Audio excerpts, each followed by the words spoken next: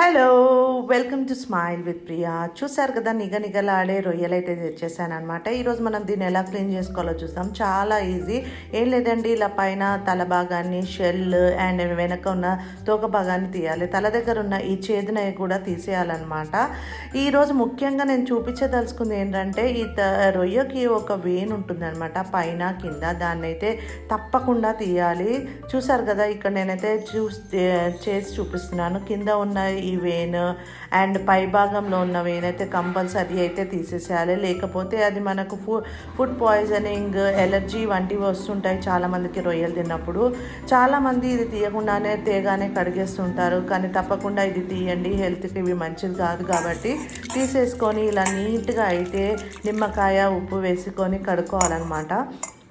దాని తర్వాత మనకు రొయ్య అయితే ఇలా వస్తుంది. తప్పకుండా లైక్ చేయండి, షేర్ చేయండి అండ్ సబ్స్క్రైబ్ చేసుకోండి.